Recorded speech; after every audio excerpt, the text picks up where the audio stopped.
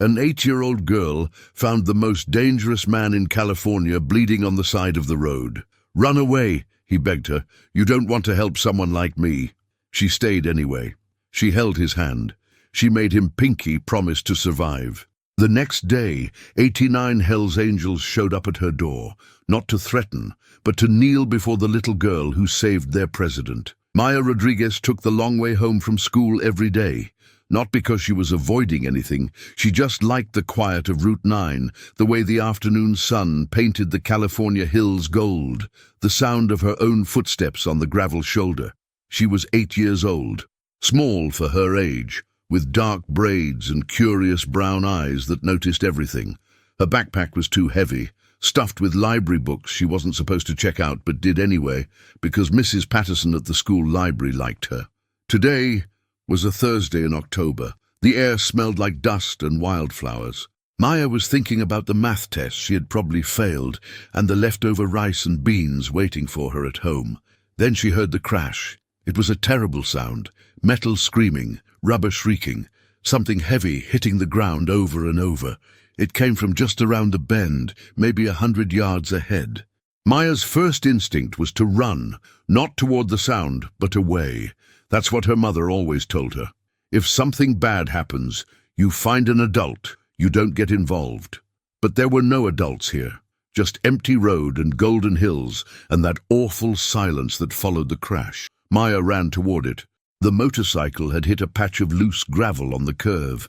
The rider had tried to correct, overcorrected, and gone down hard. The bike, a massive black Harley-Davidson, lay on its side 20 feet away, still smoking.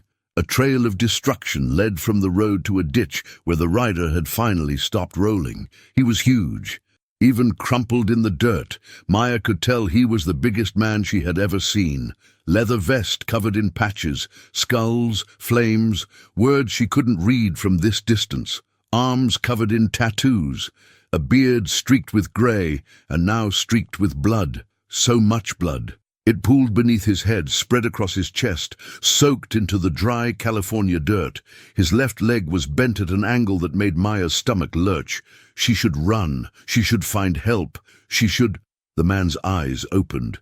They were blue, bright, startling blue, like the sky just before sunset, and they were filled with pain. "Kid." His voice was a rasp, barely audible. "Kid, get out of here." Maya didn't move. "I mean it." He tried to lift his head, failed, groaned. "Run. You don't want to help someone like me. Go find someone else." Maya looked at his vest. At the patches she could now read, "Hells Angels, California President." She knew what those words meant. Everyone in Bakersfield knew. Her mother had pointed them out once at a gas station, pulled Maya close and whispered, "Stay away from those men. They're dangerous." This man was dangerous. He was also dying. Maya dropped her backpack and ran to his side. "I'm not leaving," she said, her voice steadier than she felt. "My mum says you help people when they're hurt, even if you're scared." The man stared at her with those impossible blue eyes. "You should be scared of me, little girl." "I am." Maya was already pulling off her jacket, her favorite one, purple with stars on the sleeves. "But you're hurt worse than I'm scared." She pressed the jacket against the wound on his head. The blood soaked through immediately, warm and terrifying against her small hands, but she didn't let go. "What's your name?" she asked. "What? Your name? My mom says when someone's hurt, you keep them talking, so they don't fall asleep. What's your name?" The man made a sound that might have been a laugh. "Reaper. They call me Reaper. That's not a real name. It's the only one I've got. I'm Maya." She pressed harder on the wound. "Maya Rodriguez. I'm 8 years old and I live on Maple Street and I'm going to be a doctor when I grow up. So you have to let me practice on you, okay?" Reaper's eyes were losing focus. "Okay, Maya Rodriguez. You practice on me. Don't close your eyes. You have to stay awake." Maya looked around frantically. There, down the road, a payphone outside an abandoned gas station. "I have to call 911, but you have to promise you'll stay awake. Pinky promise." She held out her tiny finger. Reaper stared at it, This little girl, kneeling in his blood, offering him a pinky promise like he was a normal person, like he wasn't the president of the most notorious motorcycle club in California, like he wasn't a man who had done terrible things to survive in a terrible world. He hooked his massive finger around hers. "Pinky promise," he whispered. Maya ran. The payphone was older than Maya's mother. It took her 3 tries to figure out how to use it. The first time, she forgot to dial 9 first. The second time, her fingers were so slippery with blood that she hit the wrong numbers. The third time, finally, a voice answered. "911, what's your emergency?" "There's a man hurt on Route 9, near the old gas station. He crashed his motorcycle and there's blood everywhere and his leg is broken and you have to come right now." "Okay, honey, I need you to calm down. What's your name?" "Maya Rodriguez. Please, he's going to die if you don't come. He made me pinky promise, but I don't think that's enough." "Help is on the way, Maya. Can you stay on the line?" "No, I have to go back. I told him I wouldn't leave." She hung up before the operator could argue and ran back to Reaper. He was still conscious, but barely. His eyes were half closed, his breathing shallow. The blood had soaked through Maya's jacket completely. "I called them," she panted, dropping to her knees beside him. "They're coming. You just have to hold on." "You came back." His voice was fading. "Why did you come back?" "Because I promised." Maya looked at her ruined jacket, then at her backpack. Inside was her homework folder, thick cardboard, useless for math, but maybe useful for this. She pulled it out, pressed it against the head wound to add pressure. It wasn't much, but it was something. "Tell me about yourself," she said, "to stay awake. Tell me something." "There's nothing good to tell." "Then tell me something bad. I don't care, just keep talking." Reaper was quiet for a moment, then, "I have a daughter, She doesn't talk to me anymore." "Why not?" "Because I chose the club over her. Over and over. Every time she needed me, I wasn't there." His voice cracked. "She's about your age now. Maybe older. I don't even know." Maya processed this. "That's really sad." "Yeah, but you could fix it. You could say sorry." "It's not that simple, kid." "Why not? My mom says sorry fixes almost everything if you really mean it." Reaper looked at this strange little girl, covered in his blood, offering him advice on how to repair his broken life. Something shifted in his chest. Not the broken ribs. Something deeper. "Your mom sounds smart." "She is. She works 2 jobs and she's tired all the time, but she still helps me with homework and makes sure I eat vegetables." Maya paused. "She's going to be really mad when she sees my jacket." "I'll buy you a new jacket." "You don't have to do that." "I want to." Reaper's eyes focused on her face. "Maya Rodriguez, age 8, future doctor from Maple Street. I'm not going to forget you." "Good, because you pinky promised, and you can't break a pinky promise. It's the rule." The siren started in the distance, faint at first, then growing louder. Maya felt relief flood through her small body. "They're coming. You hear that? Help is coming." "I hear it." Reaper reached out with his uninjured hand and covered Maya's small fingers with his own. "Thank you for staying, for not running away." "I was scared," Maya admitted. "I know. That's what makes it brave." He squeezed her hand gently. "You're the bravest person I've ever met, Maya Rodriguez, and I've met a lot of people." The ambulance rounded the bend, lights flashing. Paramedics jumped out, assessed the scene, started working with efficient speed. One of them tried to lead Maya away, but Reaper's grip on her hand tightened. "She stays." His voice, though weak, left no room for argument. "She's my angel. She stays." The paramedic looked at this blood-soaked child, looked at the massive biker who clearly terrified him, and made a decision. "She can ride in the ambulance, but she has to let us work." Maya nodded. She squeezed Reaper's hand one more time. "I'll be right here the whole way, I promise." And she was. The hospital was chaos. Reaper was rushed into surgery. Maya was taken to a waiting room, where a kind nurse cleaned the blood off her hands and gave her juice and crackers she was too anxious to eat. A police officer arrived to take her statement. He was nice enough, but his eyes kept going wide as Maya described what happened. "You stayed with him, a Hell's Angel, the president of the chapter." He was hurt. What was I supposed to do? The officer had no answer for that. An hour later, Maya's mother burst through the emergency room doors. Carmen Rodriguez was 34 years old, worked as a hotel maid during the day and a grocery store stocker at night, and had exactly zero patience for anything that threatened her daughter. She swept Maya into her arms, checked her for injuries, then held her at arm's length. "What were you thinking? A Hell's Angel, Maya? Do you know who those people are?" "He was dying, Mom." "That's not your problem. You're 8 years old. You're supposed to call for help and stay away, not. Carmen gestured at Maya's blood-stained clothes. "Where is your jacket?" "I used it to stop the bleeding." Carmen's anger cracked. Beneath it was fear, raw maternal terror at what could have happened. "Baby, those men are dangerous. They do bad things. He has a daughter." Maya's voice was quiet. "About my age. He misses her. He made a mistake, and now she won't talk to him, and he's really sad about it." Carmen stared at her daughter. "He told you that?" "I made him keep talking, so he wouldn't fall asleep." Maya looked up with those serious brown eyes. "Mom, I know he's scary, but he was hurt, and you always say we help people who are hurt, even if we're scared, even if they're different from us." Carmen felt tears prick her eyes. She had said that 100 times, trying to raise a good daughter in a hard world. She just never expected it to be tested like this. "Come here." She pulled Maya close. "I'm proud of you. Terrified but proud. Don't ever do anything like that again."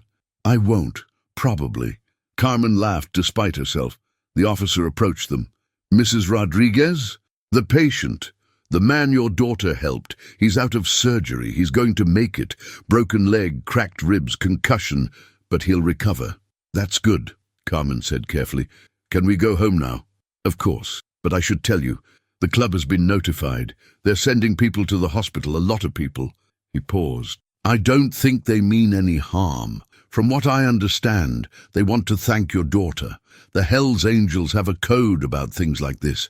Someone saves one of their own, that's a debt they take seriously." Carmen's face went pale. "Thank her how?" "I don't know, Ma'am, but if I were you, I'd expect visitors." That night, Maya couldn't sleep. She lay in her small bed in their small apartment, staring at the ceiling, replaying the day over and over. The crash, the blood, Reaper's blue eyes, the pinky promise. Her mother had been quiet during dinner, lost in thought. Maya knew she was worried. The Hell's Angels were coming, the officer had said. What did that mean? Would they be angry, grateful, something else entirely? At 7 a.m., Maya heard them coming. The sound was like thunder, deep, rumbling, growing louder. Engines, dozens of them, maybe more. She ran to the window. The street below was filling with motorcycles, black and chrome, gleaming in the morning sun. Riders in leather vests, patches proclaiming their allegiance. They pulled up one by one, orderly as a parade, until they lined both sides of Maple Street as far as Maya could see. Her mother appeared beside her, face ashen. Dios mio. There were so many of them. Maya tried to count but kept losing track. 50, 60, 80, 89. 89 Hell's Angels, parked outside their tiny apartment, engines idling like the heartbeat of some great beast. Then, as one, the engines cut off. Silence. A man dismounted from the lead bike. He was almost as big as Reaper, with a bald head and a beard that reached his chest. His vest said Vice President under the Hell's Angels patch. He walked to their building's entrance, his boots heavy on the concrete, and disappeared inside. Moments later, there was a knock on their door. Carmen's hand trembled as she reached for the handle. Maya grabbed her other hand and squeezed. "It's okay, Mom. I don't think they're here to hurt us." "How do you know?" "Because I made him pinky promise, and you can't break a pinky promise." Carmen opened the door. The massive biker stood in the hallway, his intimidating presence somehow softened by the way he removed his sunglasses and held them respectfully at his side. "Mrs. Rodriguez? I'm Bull, Vice President of the Central California chapter." His voice was deep but gentle. "We're here to see Maya, if that's all right with you." Carmen didn't know what to say. Maya stepped forward. "Hi, I'm Maya. Is Reaper okay?" Bull looked down at this tiny girl who had saved his president's life. His weathered face cracked into a smile. He's going to be fine, because of you. He knelt down, bringing himself to her eye level. Maya Rodriguez, the Hells Angels owe you a debt, and we always pay our debts. He reached into his vest and pulled out something small and leather, a patch, custom-made, beautifully stitched. It showed a small angel with wings spread wide, and beneath it were the words, "Little Angel, protected forever." "This is for you," Bull said. "It means you're under our protection, all of us, for the rest of your life. Anyone who hurts you, threatens you, even looks at you wrong, they answer to us." Maya took the patch carefully, turning it over in her hands. "I just helped someone who was hurt," she said. "You don't have to give me anything." "That's exactly why we're giving it to you." Bull stood up and addressed Carmen. "Ma'am, I know what people say about us. Some of it's true. We're not saints, but we have a code. And that code says, when someone shows courage and kindness to one of our own, we honor that, forever." He handed Carmen a card. "This has numbers on it. If you ever need anything, anything at all, you call, day or night. Someone will answer. Someone will help." Carmen looked at the card, then at her daughter, then at the 88 other bikers waiting silently in the street. "I don't know what to say." "You don't have to say anything." Bull put his sunglasses back on.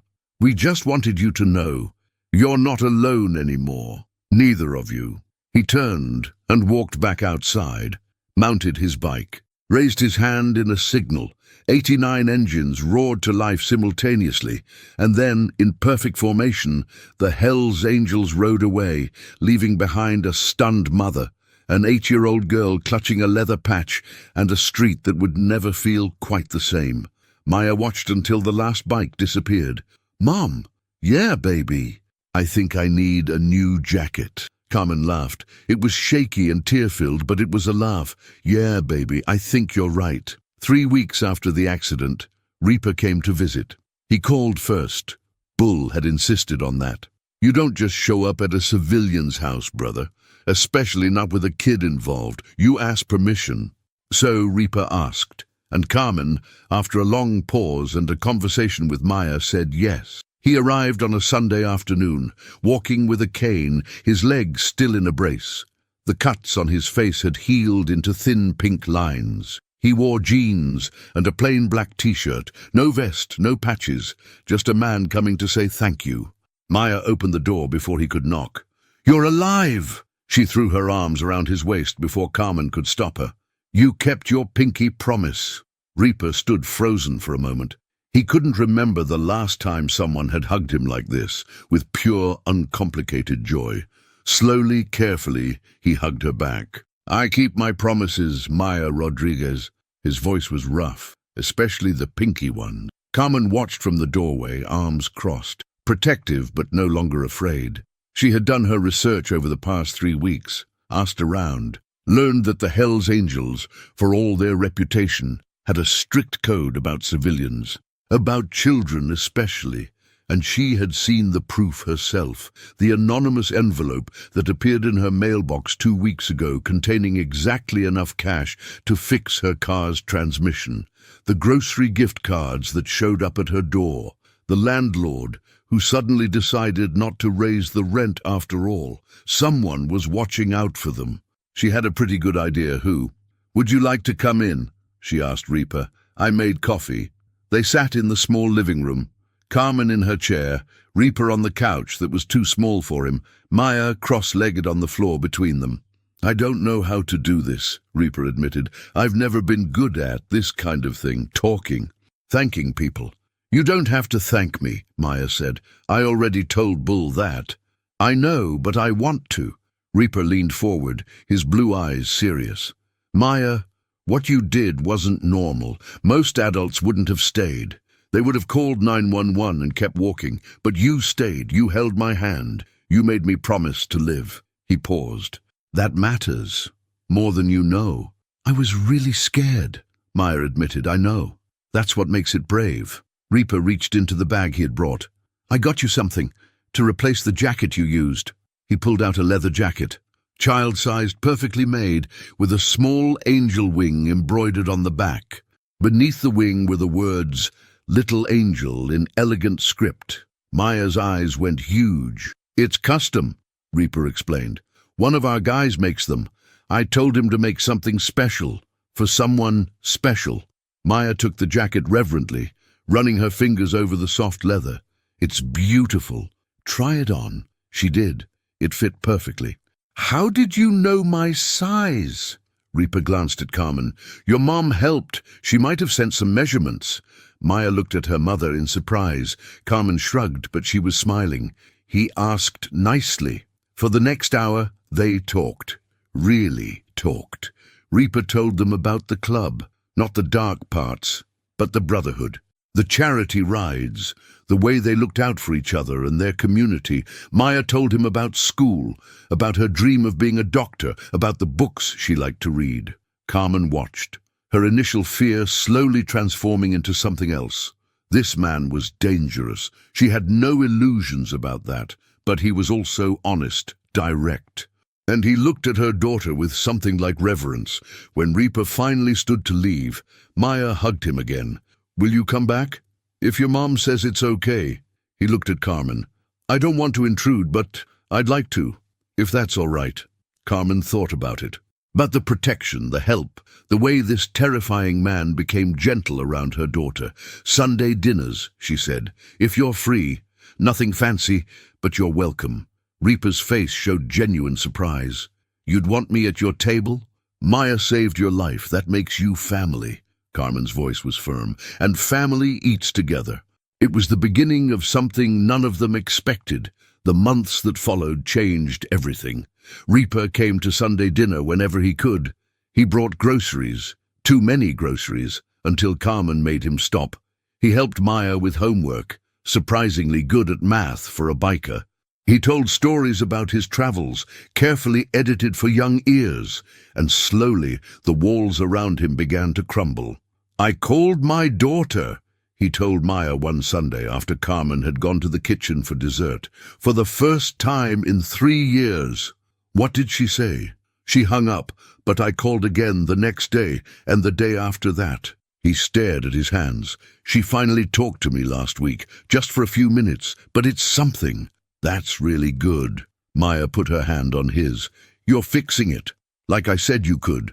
"Like you said," Reaper smiled. "You know, I've done a lot of things in my life. Good things, bad things, things I'm not proud of. But nothing ever made me want to be better until you. Me, you, a little girl who should have been terrified of me, but stayed anyway. Who saw something worth saving in a man who'd stopped seeing it in himself." He squeezed her hand. "You made me want to be the kind of person who deserves that." On Maya's 9th birthday, the club threw her a party. It was held at the clubhouse, a building that usually saw much different kinds of gatherings. Carmen had been nervous, but Bull assured her it would be family-friendly. And it was. 89 bikers, their wives, their children, all gathered to celebrate one little girl. There were streamers and cake and presents piled so high, Maya couldn't see over them. Someone had hired a magician. Someone else had brought a bouncy castle. "This is too much," Carmen kept saying. "This is nothing," Bull replied. "You should see what we do for full members." Maya wore her leather jacket all day. She ran around with the other kids, played games, ate too much cake. At one point, Reaper lifted her onto his shoulders and carried her around the party like she was royalty. "Thank you," she told him that night, exhausted and sugar-crashed in Carmen's car, "for everything." "Thank you," he replied, "for giving me a reason to be better." The years passed. Maya grew. At 10, she started middle school and struggled to fit in. The club helped. Nothing obvious, nothing that would embarrass her, just subtle protections. A bully who had been bothering her suddenly moved to another school. A teacher who had been unfairly harsh found himself transferred. At 11, Carmen got sick. Nothing life-threatening, but she needed surgery and couldn't work for 2 months. The bills were paid before she even saw them. Groceries appeared weekly. A nurse visited daily, arranged by someone who refused to identify themselves. At 12, Maya discovered she wanted to be a trauma surgeon, not just a regular doctor. She told Reaper over Sunday dinner, expecting him to laugh. "Trauma surgeon," he repeated. "You know what that means? Blood, guts, people dying on your table?" "I know, I'm not scared." "No," Reaper smiled. "I don't suppose you are." 5 years after a little girl stopped on Route 9 to help a stranger, Maya Rodriguez stood on a stage in her school auditorium.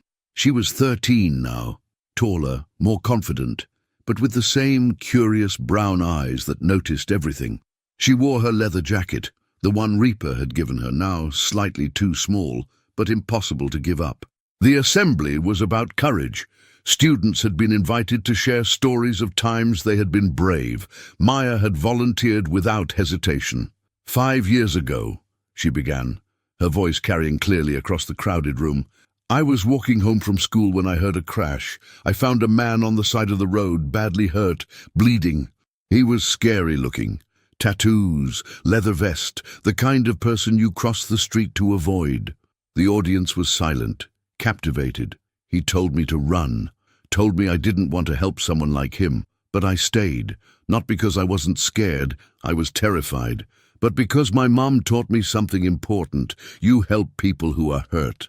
Even if you're scared, even if they're different from you." Maya paused, looking out at the faces of her classmates, her teachers. "That man became my friend. His club became my extended family. And I learned that courage isn't about not being afraid. It's about being afraid and doing the right thing anyway." She touched her jacket. "I also learned that people aren't always what they look like. The scariest-looking people can have the kindest hearts. And sometimes a single act of kindness can change 2 lives forever." After the assembly, Maya found Reaper waiting in the parking lot. He was leaning against his Harley, arms crossed, wearing the same vest he had worn 5 years ago. The patches gleamed in the afternoon sun. His leg had healed perfectly. You'd never know it had been broken. "Good speech," he said.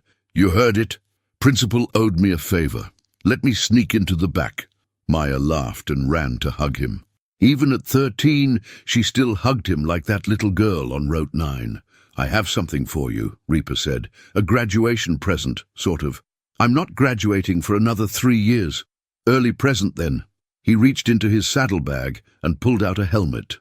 Purple with stars on it, just like the jacket she had ruined saving his life. "Your mom finally said yes," Reaper explained. "1 ride, just around the block. She'll be watching from the car like a hawk, but still." Maya's face lit up. "Really? Really? Get on." She climbed onto the back of the Harley, secured the helmet, wrapped her arms around Reaper's waist. The engine roared to life beneath them. "Ready?" he asked. "Ready."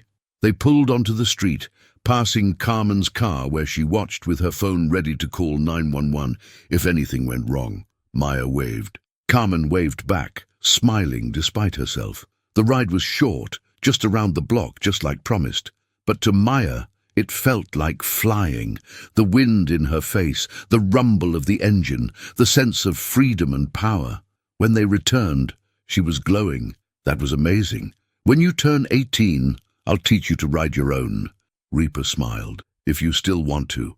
"I'll want to." They sat on the curb together, Maya still wearing her helmet, Reaper watching the sunset paint the California hills gold. "You know what I think about sometimes?" Maya asked. "What?" "What if I hadn't taken the long way home that day?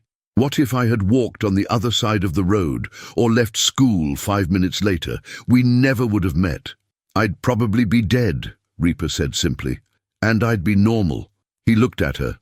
"You were never going to be normal, Maya Rodriguez. You were born to be extraordinary. I was just lucky enough to be on that road when you proved it." Carmen walked over from her car. She had changed so much in 5 years. More relaxed, more confident. The help from the club had allowed her to quit one of her jobs, spend more time with Maya, even go back to school for her nursing degree. "Dinner's waiting," she said. "Are you coming, Reaper? Wouldn't miss it." They walked together toward the apartment, a mother, a daughter, and a man who had once been the most feared biker in California. An unlikely family, formed by a single act of kindness on a dusty road. That night, after dinner, Maya wrote in her journal a habit she had started years ago at Dr. Peterson's suggestion to process everything that had happened. "Today I gave a speech about courage," she wrote, "but I think I got it wrong. I said courage is being afraid and doing the right thing anyway, but it's more than that. Courage is about seeing people for who they really are, not who they appear to be. It's about choosing love over fear. It's about building family from strangers." She looked at the photo on her desk. Her, Carmen and Reaper at her 9th birthday party, all three of them laughing.